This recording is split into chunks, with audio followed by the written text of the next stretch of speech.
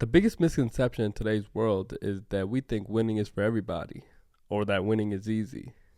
It's not, and it ain't for everybody. Just ask the losers from Tuesday and any given Sunday, and they'll tell you how much harder it is to lose.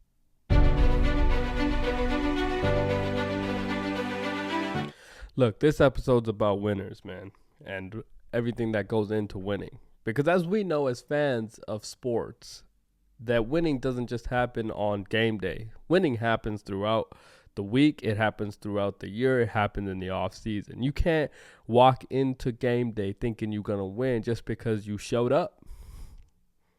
Right? So here's my thing, right? Every fan wants their team to win. Right? But is your team ready to win? Is your team truly ready to win, in a position to win? Because that's a real question we need to ask. Let's take the Philadelphia 76ers, for example. Okay, that's where I'm going with this. Right? Let's take them for an example. Are they ready to win? No, truly. Are they ready to win? Let's take out the expectations that the media has placed upon them coming into 2024-25 season. Let's take all that out. Let's just ask ourselves, are the Philadelphia 76ers ready to win? Because my answer is no, they're not ready to win. You can bring in all the players you want. You can spend all the money you want in the offseason. But if you do not show that you are competent enough during the first 10 games to actually put a product on the floor that is conducive to winning in the NBA, you are not meant to win. You're not ready to win. And that's what they've done. That is what they have done throughout their time with JoJo.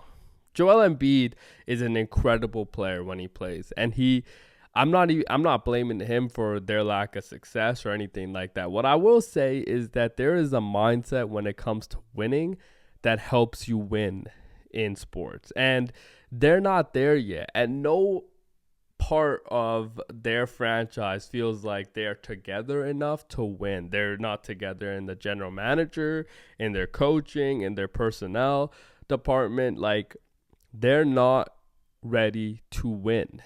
And if you just look at it from the objective point of view, that's what I mean, is like, let's take the narratives that the media has created and surrounded them. Let's take all that out. Right? Let's take all that out. When you look at that team, are they ready to win right now? Right? Because I get it. You spent, 150 some million to bring in Paul George. You extended JoJo for 3 years, 190, something like that, under the radar, by the way. But here's something I just want to read out. And this is from Shams Charania. He tweeted this out. And this is in the first 2 weeks of the NBA season for JoJo. He's got a technical foul. He's been involved in 2 investigations, one resulting in a $100,000 fine. And he's been suspended for three games. And he has not played a single game yet. You're ready to win? This franchise is ready to win? Because let me tell y'all something, man. You cannot have these varying different things happen when you bring in a new cat like Paul George to come in and be your second or third star and propel you over the hump and get out of the Eastern Conference and, bring a championship to Philadelphia. But you can't figure out these things. Right? I'm not saying that, JoJo punching somebody in the face for writing about his son and his family are acceptable. I'm not saying that what he did was necessarily something that we all wouldn't have done. I'm not saying that at all. I'm just saying, like, is this the culture you're going in with, getting ready to win a championship? Because I'm going to tell y'all something. None of this is happening in Boston. None of this is happening with the Celtics. We, as the media, right, can create all the narratives we wanted about the Celtics and, Tatum and Brown and all that. And nothing came out of their building. None of that ever came out. And they were ready to win. And that's my point. We want our team to win, but is our team really ready to win? No, truly, are they ready to flip and win, man? Because I'm tired of, teams, especially in the NBA, man. This happens in the NBA too often. They put together pieces instead of putting together a team. They put together pieces thinking that these pieces are going to come together and we are going to win. Your team is not ready to win if you do not establish a culture. And that culture doesn't get established, on game days. It gets established throughout. And we know that as fans. So I'm not saying something that's brand new or something that we haven't heard before. Nah, man, we've heard this. We've heard that if you want to be successful in the sports industry, regardless of what sport you're in, there has to be a mindset that you are going to win. And you cannot have, simple levels of distraction throughout that kind of change the trajectory of what you want to do. And I'll be honest, I'm going to go, I don't think the 76ers are ready to win. I don't think that they will win. I think that the play style that they play with will not win. I don't think that their culture, they have a culture that's ready to win. I don't think that they actually have the personnel that's ready to win. You could tell me that, they've upgraded at this, and that, and that. Look, when you see it on the floor, then come talk to me. But I think that, I've said this for a long time. I think Joel Embiid is the second best big man in the league behind the Joker. But his play style and, he cannot be a focal point he cannot be your number one option on a championship team. I just don't think that will win in the NBA today. And you can pull up this video when they do win a championship and tell me how wrong I was. I personally don't think that I'm wrong. I think that the way he plays, he's great at a lot of things, but does he make everybody around him better? Since I've watched the NBA, I don't think so. I don't know how much better he's made a lot of his other pieces. If you are already good, yeah, right? Like Tyrese Maxey, he's great. So has he made him better? Sure. But what about everybody else? Because that's what really matters. That's what really matters is when your fourth and fifth dogs are playing with you on the court, are they, better players when you are on the floor with them? I'm not sure that's the case with JoJo. I'm not sure how you can win inside the post when A, half the time you don't like to post up, and B, that you don't have enough shooting around you to play from the inside out. So to me, it's like, he needs the ball in his hands too often to be effective because he's not effective without it. And he doesn't pose enough of a threat from other parts of the floor for you to, not get him. So he needs the ball. And that when he's on the floor, he's going to get the ball a lot. But I'm not sure if that is the way that they are going to win in the NBA. I'm not there yet. Maybe they will. Maybe they'll add some other pieces. I'm not sure. But I also think, like, if you're going to go hire a Nick Nurse who, has a time limit on his coaching, right? Just the way he coaches, I think, 4 years of Nick Nurse is probably what you're going to get. You're going to get 4 to 5 years of Nick Nurse.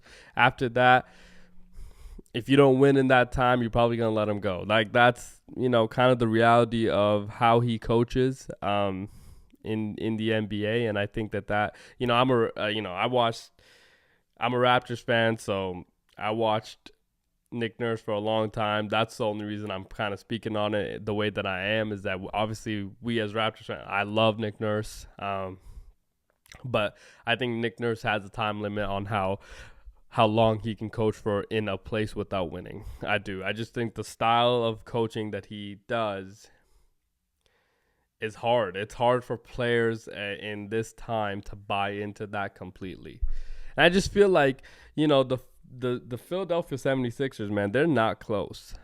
We can talk about this, idea that, they just need this piece, this whatever the case may be. I don't think that that's true. I think that that franchise has more expectations from the outside than they do inside. I think that they are a below average team. Should they be in the playoffs? Absolutely. But if you're looking at just the Eastern Conference, can this Philadelphia team beat, a New York team, a Cleveland team that's playing right now really well? I mean, I assume that they can, because how we feel about this Cleveland team is that, they're all, we're not sold on them yet, but hot start. I think that they should be a top 5 team regardless in the East, because they were last year as well. So could they beat them right now? Probably not. Could they beat the Miami Heat? Probably not. There's just so many different teams that I feel like they're not there yet. I haven't even mentioned the Celtics, because we know for sure you can't beat them. Right? So, is your team ready to win? No. And I'm going to go back to my team that I love. And that's the Las Vegas Raiders. Are we ready to win? Nah, man. We're not ready. Right? And if you've been following me, you can say, oh, this guy may or may not know football. I know a little bit, because I said I came up on here and I said Luke Getsy cannot run a damn offense. I said that 3 weeks ago. And we've all been thinking it for a long time. He cannot run an offense in the NFL. And I don't know how, for the life of me, I still don't understand how he got hired after the job he did in Chicago. I just don't get it. Okay, and then the lack of creativity in an offense. I have not seen that in a long time in the National Football League. And fast forward, we lose to the Bengals last week in Week 8 in the NFL, and we fire him like the next day. And I'm obviously, we understand he got fired. Okay, cool. How in the world did he get hired is my question. And if you are the person in charge for these hirings, you need to get let go as well. I'm sorry. This is what it is. Look, again, it's not easy to win in the NFL. You know what makes it much harder? When you don't hire the right people. That's what makes it much harder. It makes it really hard to win in the National Football League if you cannot hire properly. And that is what the Las Vegas Raiders have done time and time again.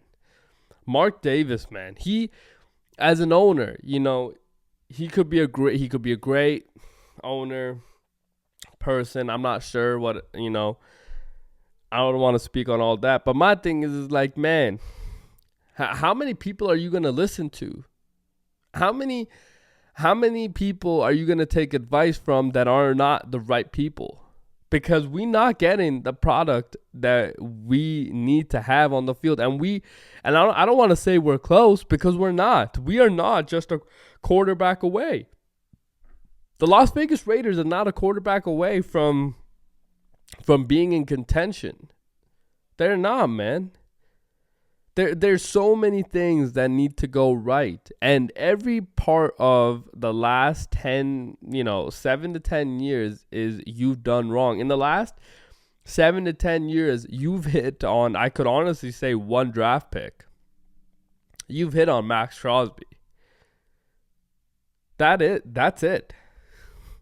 And yeah, we can talk about, Brock Bowers is a guy. But Brock Bowers was, the guy. Like, was he a surefire? I think he was as surefire of a thing as you're going to get in the National Football League in the first round. And you know what? If there wasn't that many quarterback needy teams in the last years of NFL draft, there is no way Brock Bowers falls out of the top 6.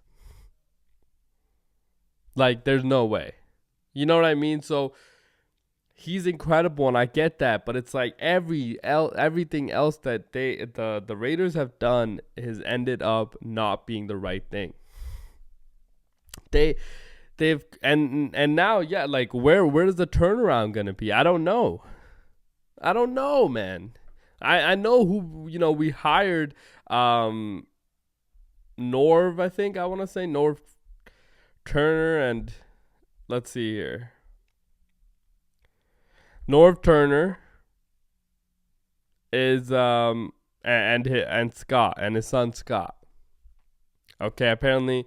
So look, I don't know how much we can really change in the coming weeks.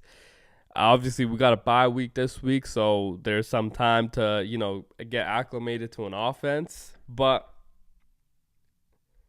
we're not close. And my thing is this, man. If you are not close, let's go high. Let's go get a top 3 pick, because I've been screaming this for a long time now. Shedeur Sanders needs to be in the silver and black. He absolutely does. And I'm not saying that Shedeur is going to be an incredible quarterback in the NFL. I'm not saying that at all.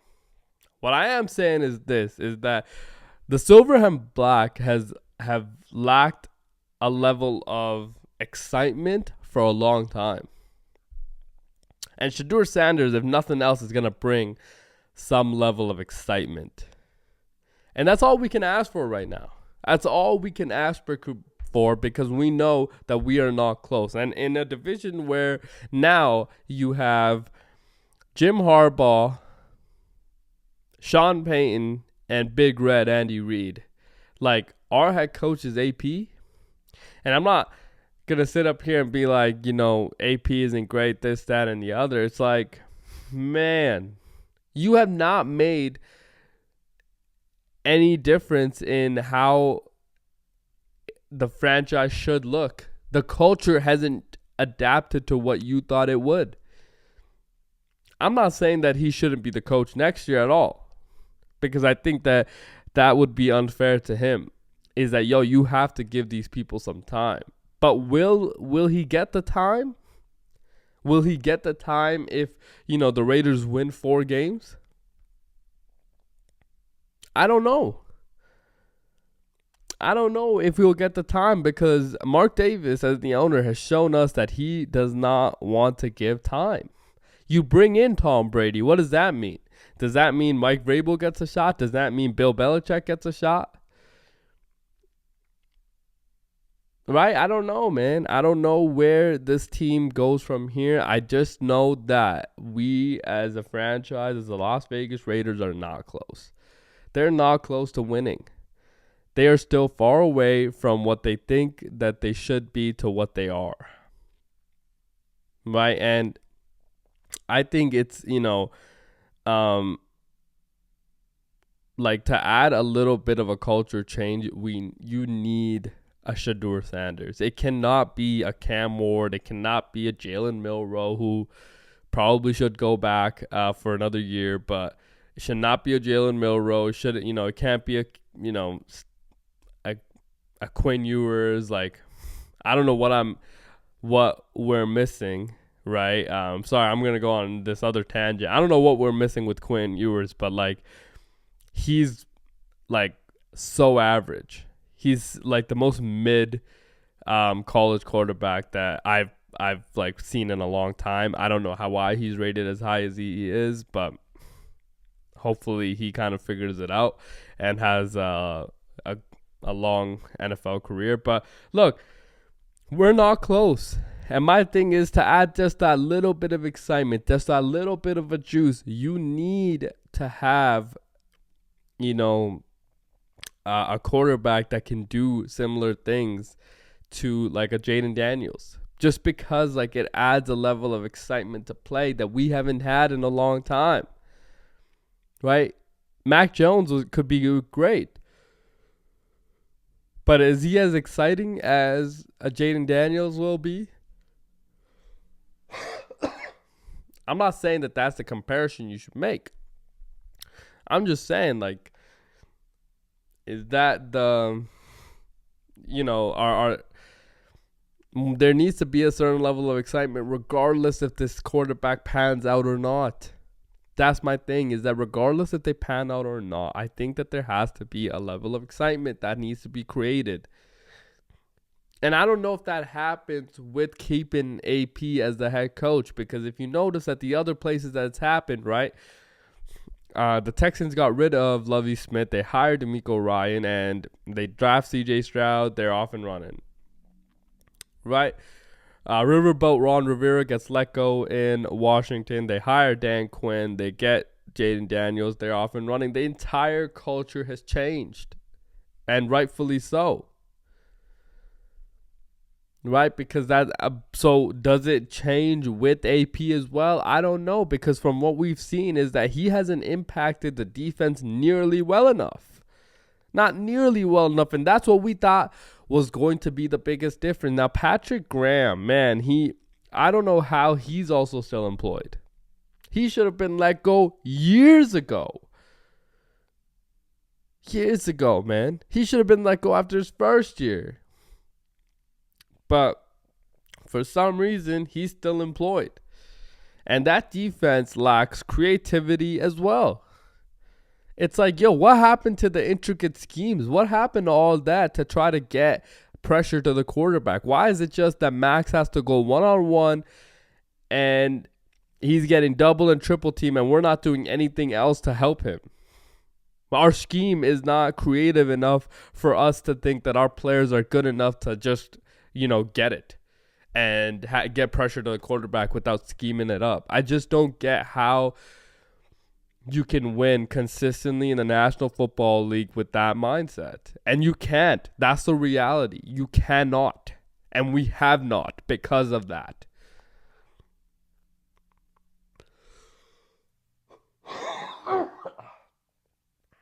Excuse me. Let's talk about the trade deadline, because there's some moves that I think that were made that,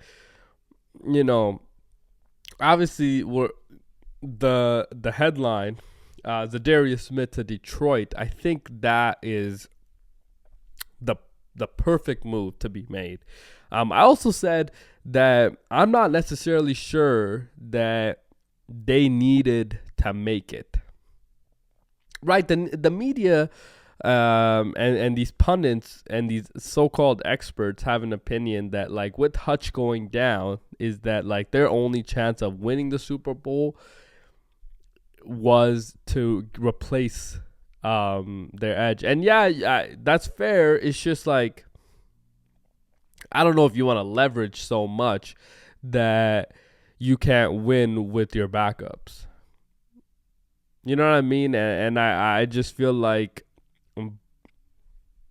you probably could with what you are, which is really good at all three phases of your defense. So, but I really like this move, and I'll tell you why I really like it. I really like this move because if you are the Detroit Lions, right, and you have not been relevant for years and years and years, and you have finally got into a mode of relevancy, now is the time to capitalize on being relevant and go out and win. You will do now is the time to go out and try everything to win. And this is what I talk about. Winning is not easy. It's not for everyone. And they are a franchise that it hasn't been there for them for a long, long time. People talk about this team like it's cursed. And the curse is finally, looks like it's been lifted. So you will do everything in your power to win and capitalize on that. And I like that they have made this conscious effort to try and win now, because realistically, you never know what happens next year. You never know what happened in 2 years. You could be back to, same old Lions. You could be back to the gloomy days in Detroit. So I'm happy that they've made this decision to go out and try to bolster that position with Zadarius Smith. And look, Zadarius, he's still very productive. He's still very productive. And you know what it is that like the defensive line and defensive ends in general, like they are primarily plug and play. Obviously the scheme and all that. It's like it's very, especially when you're veteran guys. It is just a plug and play system where you don't have to tell them much. There's a couple communication things, but other than that, they're ready to go. And the Lions play Sunday Night Football in Houston, and the Texans, like I said last week, the Texans on the verge of missing the playoffs. That 6-3 or 6-4, whatever they are, is a fraudulent record in my opinion, because they are obviously getting absolutely destroyed at their line of scrimmage, and CJ's really struggled with the pressure that's getting to him, which again, I assume that they will try to get that figured out, because they look like they are still gonna win the division and host the playoff game. But yeah, if you're the Detroit Lions, man, like this was a hell of a move. I think that they needed to make this move, just because now is all in. The only reason I say that it was not like the biggest necessity was that I think that you're good at all three phases, so it's not the end of the world if you didn't get this either. I still think that the Lions are good enough to host every playoff game, win the NFC. I still think that they're good enough to do that, even if they don't, because the reality is that the only way they lose is if Jared Goff doesn't play well. Like that, like that's the way they lose. I don't know if they lose because they couldn't get pressure to the opposing quarterback. I'm not sure if that's like the reason that they lose. Because with Hutchinson, that was a reason that you could win, is that with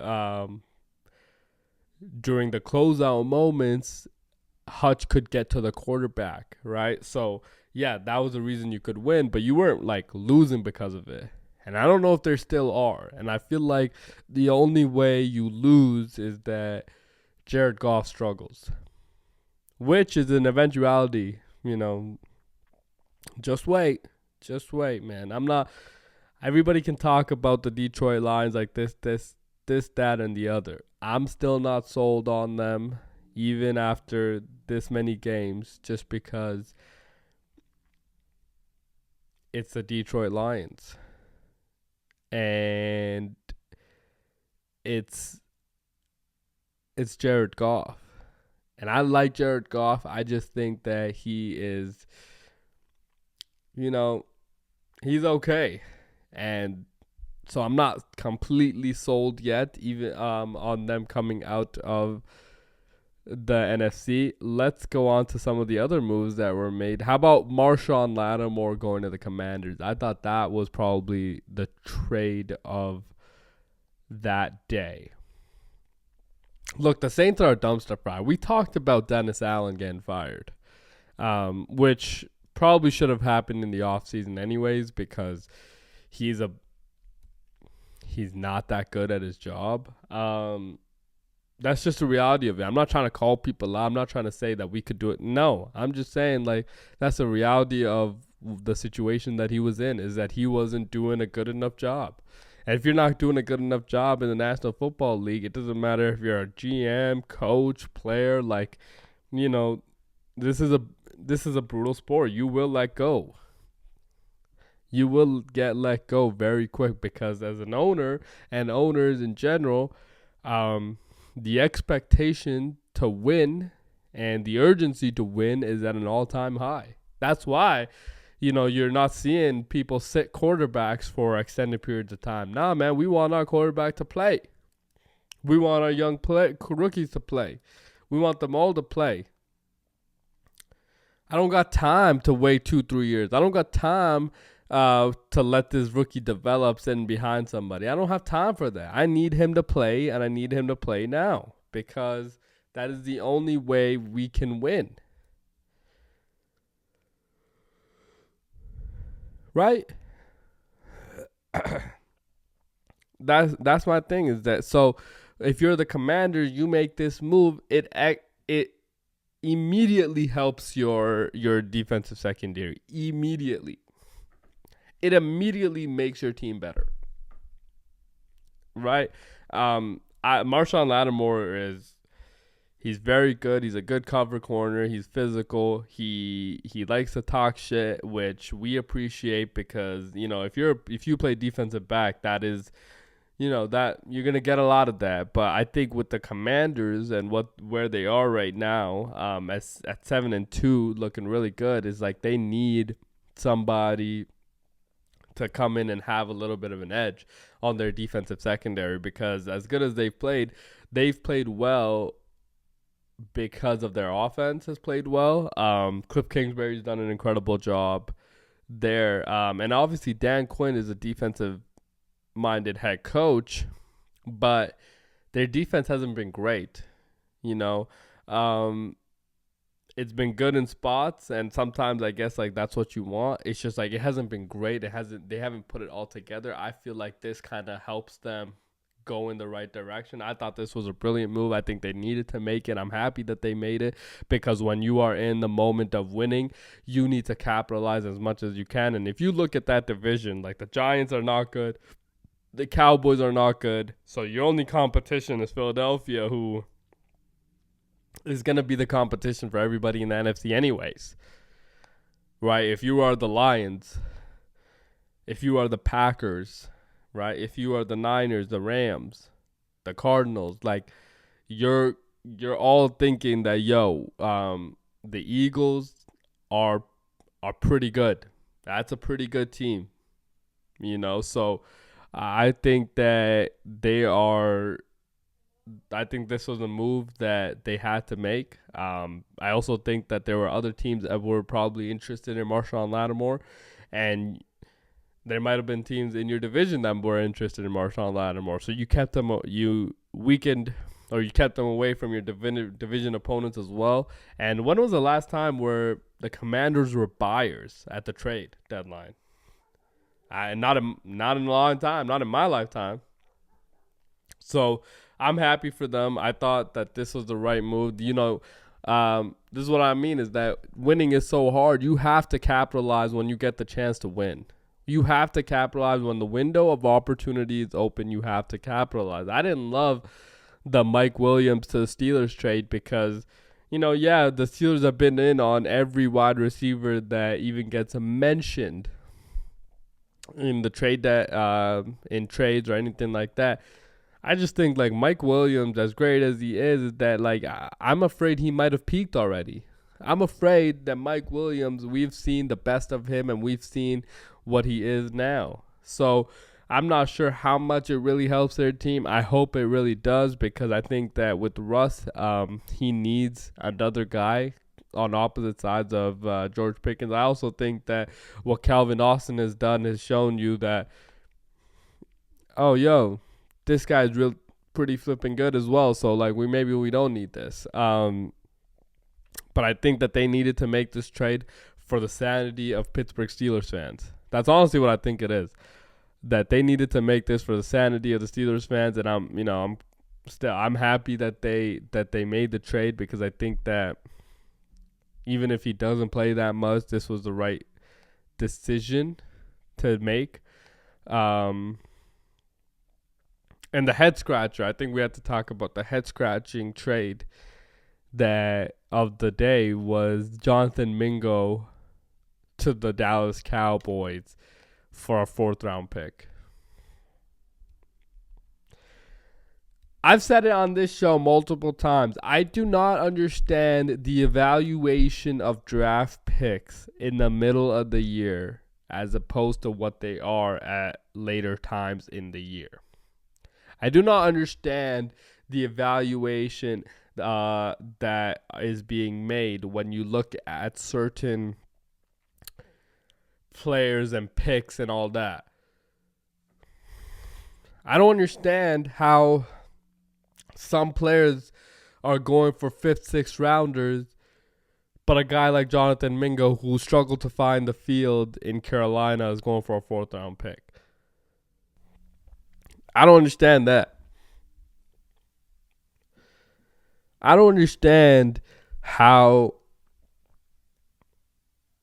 they can, justify making that trade when you found out before the trade deadline that Dak Prescott is going to miss almost 4 to 5 weeks. He's going to go on IR. And if I'm him and if I'm the Dallas Cowboys, I sit him the entire year. There's no way that Dak touches the field again this year. Obviously, that's not going to happen. I assume he will be back because he wants to play and he wants to show what he has. I'm not questioning any of that. I'm saying if I'm them, I probably sit him all year because there's no reason that I'm going to jeopardize next year as well. And people can talk about, they're not this. They should have been sellers. This, that. They should have traded Micah. This. No, I'm not saying that either. Because if what we have noticed in the NFL is that it takes like 2 moves. It takes 2 to 3 moves to actually completely change your team. It takes an off season to change your team. Just look at what the Commanders have done. If you told me 100 days ago that the Washington Commanders were going to be sitting atop of the NFC, they were going to be a 7-2 team after week 9 in the NFL. If you told me that 100 days ago, there's no way we would have believed you. But it happens. It does happen. We've seen it 2 years in a row. It happened to the Texans. It happened to the Commanders. So I'm not saying that they need to sell, blow it up, this, that. I'll let these ESPN pundits do all that. What I will say is this, is that there's no way you can risk next year. There's no way you can risk next year for this. Let's get Dak, the help that he needs. Because it's not just Dak that needs the help. It's the entire roster, right? So you pay Micah, you make him, the highest paid non-quarterback. And you have 2 stud young tackles. You have building pieces. You need a running back. But you're not that far. Everybody can talk about this team. Nah, man, you're not that far. I think you need a new coach. I've said it for a while. I don't think he's the right coach for that place. I don't think he is. And I think, when you have that little bit of culture change, you'll be back. You'll be good. Because I think you have enough talent to make it work. And it's not just talent. It's talent that's been together for a long time. It's talent that knows each other really well. Right? So my thing is, are they ready to win? Probably not. But I think that they're not that far either. That's honestly what I think about Dallas Cowboys. I don't think that they are that far. So they're not going to win. And if you're insistent on winning with Dak, because now that you've made him the highest paid quarterback, you've done everything that he kind of wanted and things like that, right? If you are insistent and tied with Dak Prescott and you think that you are going to win with him, this is, Dak is not making up. He's not a quarterback that will make up for the deficiencies on your roster, like a Josh Allen, like a Joe Burrow, like a Lamar Jackson, like a Pat Mahomes. No. What Dak needs is a roster that's put together, and he will win you games. That has been his MO. That's been his MO. Dak has never been elite. He's never been elite at any 1 or 2 things. So he's not going to make up for, roster deficiencies, dude. He needs a well put together roster for you to have a chance of success.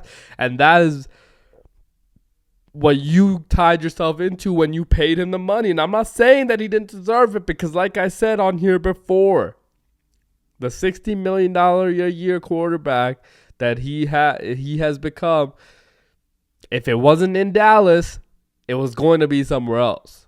So it's not like he wasn't going to get the $60 million. Oh, he was going to get it. Now you can argue that it should have been somewhere else, because if you are the Dallas Cowboys, it's like he hasn't shown you enough times that you can win with them. So what's the point of attaching ourselves with them? I'm not even saying that, because I think that there's a legit chance that next year you are back. You have to clean some things up. You have to change your culture. You're not going to win the Super Bowl because it's still Dak Prescott, it's still the Dallas Cowboys, but you'll be competitive again because this year has been really tough. Right? It's been really tough. So look, there were some trades that I thought were good. Obviously, the Jonathan Mingo one didn't make any sense. I thought not the value of it. I didn't understand the aspect of getting a receiver this late when your quarterback is hurt. I hope that Jonathan Mingo, for the sake of him and Jerry and everybody else with the Dallas Cowboys, I hope he turns out to be a really good receiver. I hope that he becomes a YR2 beside CD there, because I feel like this past week he's had to sit back and pretty much hear that he isn't worth a 4th round pick. And that, for a young player, that's kind of bullshit, because we haven't really seen him enough. And yeah, like I said, he struggled to get playing time in Carolina.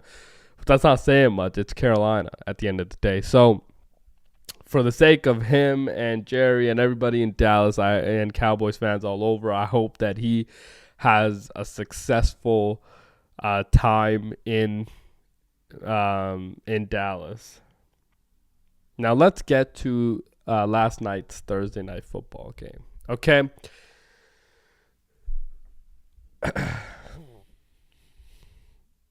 AFC North, on the road, if you're Cincinnati, in Baltimore, M&T Bank Stadium, and the Bengals are coming in with a losing record. Obviously, I think they come in 4-5. They come in 4-5. And if they just win a couple in a row, 5, 6 in a row, they're going to be right back. They've played pretty well. But what happens is that they play an incredible first half. They play a pretty good second half as well. There were 3 decisions. There were actually one decision that I definitely didn't like. There were a couple decisions I think you can question. I will not, because I don't think that that's fair to him. But there was one decision I definitely will. And that decision is that I didn't understand that there was a moment where it's 21-20, right? The Ravens missed the extra point. It's 21-20, 4th and 2 at like the 30 or something like that. And you go for it instead of taking the points there. Now, I don't mind the going for it. I do mind that. In that moment, I didn't understand why you're going for it, because you've done it before, which I completely agreed with the other times. This time, I didn't agree with it, because if you kick that field goal, you go up 4. So even if Baltimore comes back and scores a touchdown, you're only down 3. Right? You're only down 3. Unless they go for 2. Then you're down 4. Which they did end up doing, by the way. But no. My thing is that if you kick that field goal, you get 3 points. You go up 4. The other thing is that if you don't get it, right, the momentum will shift. And everybody that acts like momentum isn't a real thing, shut up, dude. What are we talking about? Momentum is for sure a thing. And that is a momentum shifter when if you don't pick it up there. So They go for it, and instead of running a drag, a hitch, a curl, a slant, something quick, something something in the middle of the field, something with the halfback, maybe something like that. Instead of running that, they ran a go ball on a 4th and 2. Like, we're throwing a go ball. This is pretty much the game on the line here. Like, I just, to me, I didn't understand that play call. I didn't understand the situation of this is situational football. You have to execute in moments, and those are moments that you had to execute, and you didn't. 4th and 2 at the 30, 40-yard line, and you're going to go for it. Let's pick up the first down. Let's not throw go balls to our third receiver. If it's a go ball, let's throw a go ball to Jamar Chase, who, by the way, had an incredible day. I just, to me, I don't understand how on 4th down, on 4th and short, you can, instead of trying to pick it up, unless it's something ridiculous and it's blown coverage and it's wide open, I just don't understand why we are throwing a goal ball in that situation. And you know what's funny about this is that the Bengals yesterday did it twice. They didn't do it just once, they did it twice. And it's frustrating because I see more and more teams doing it, and I'm like, and I get it. But my thing is like, let's just keep the drive going, because we understand that this is a big moment. And that's exactly what happened. You get the ball back, Lamar goes down and scores, converts a 2-point. Now you're down, a touchdown. You're like, oh, that happened really fast. Well, yeah, it did. Because those are moments where you have to execute better. And if you're the Bengals, man, you are right there. And a lot of people are going to blame the refs for not calling the face mask, this, that, and the other, which was an egregious call. I've done my ref, rant on here before. I don't want to get into all of that. My thing is, like, regardless of all that, I think you had moments to win and you didn't win because you didn't execute situational football well enough. And I think if you are Zach Taylor, like, man, the fact that you are still employed, I think says that you are well connected. You are more well connected than a lot of other ex-head coaches because, he's had some relative amount of success. But, like, you cannot continue to go through slow start after slow start. Right? Like, you just can't have this continuous time where you start the season 0-3 and now you're playing catch-up the entire year. And that's exactly what they've been doing, is that they've been playing catch-up the entire year. And, divisional game, like, it was a big game for both teams, but I think it was a much bigger game for Cincinnati, and I think that they needed to win it, and they had moments. They had a lot of moments to win it. If the game plan was to keep the ball out of Lamar's hands, you executed it great in the first half, and you just got away from it. You wanted to throw, way too often, which I understand that was the game plan because the Ravens' rush defense is really good. Chase Brown ran the ball pretty well, I thought, though. Or the short passing game worked really well. So it just felt like they became uncharacteristic of some of the things that they did well in the first half because they got out of sort with what Baltimore was doing. And if you look at, on the flip side, what the Ravens did is that, Lou Anarumo took Derrick Henry kind of out of the game. They didn't have the most effective running game. The Baltimore Ravens didn't with Derrick Henry. Right? Zay Flowers looked great. He only had 35, 36, yards. So you're looking at yourself like, yo, where are they getting production? Well, they're getting production from all these other cats. The Shepard long touchdown on the sideline, the Mark Andrews, the Rashad Bateman. It's all these other dudes that are contributing at such a high level. And, missed tackles, this, that. It should be a 4-yard gain, turned out to be, a 9-10 yard gain because you couldn't make tackles in the middle of the field. Like, that, yeah. I'm not saying that, their defense necessarily let them down. But there were too many plays to be made out on the field yesterday for both teams, but mostly for the Bengals defense that just weren't made. And if you are going to win at the highest level, the Bengals know that they have to make those plays if you want to win. And I don't know what happens from here on out. Are they gonna, be a playoff team? It's tough. I don't think so.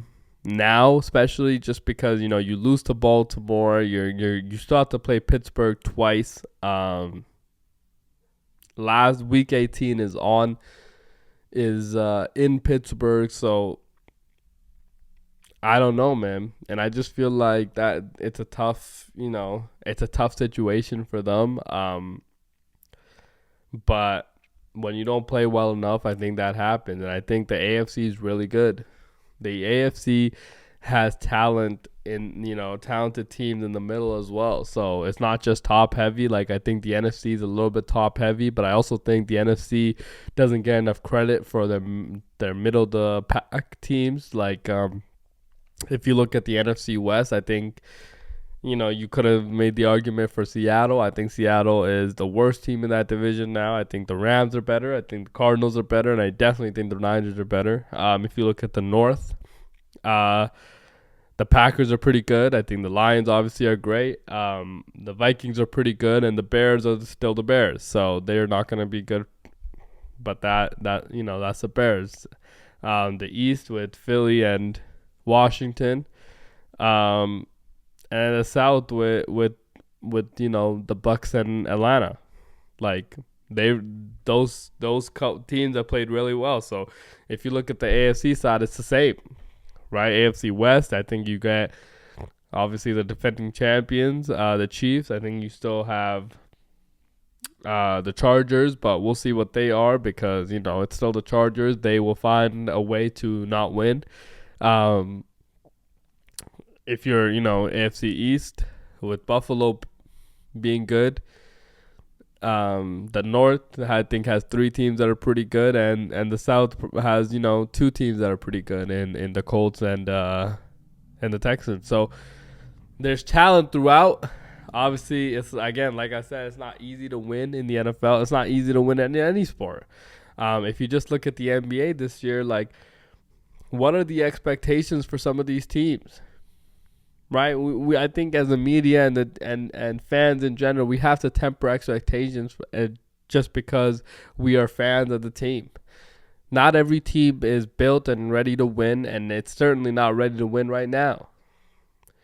Right, the Milwaukee Bucks are not ready to win, but the expectations were that they were not going to be, a championship team.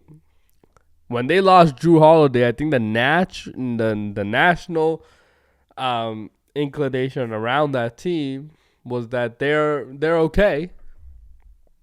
They still have Giannis, they still have Dame, but they lost a lot on that perimeter. So coming into the year, I don't know if the expectation was to win the championship. Right, and I think we have to temper it for a lot of these teams. I think that, if you're the Lakers, right, like, how about we just get into the top 6? How about we not play in the play-in? How about that? Before we talk about winning a championship in LA, how about that? Right, like, so to me, it's those little things. It's like, are you really ready? Do you think your team has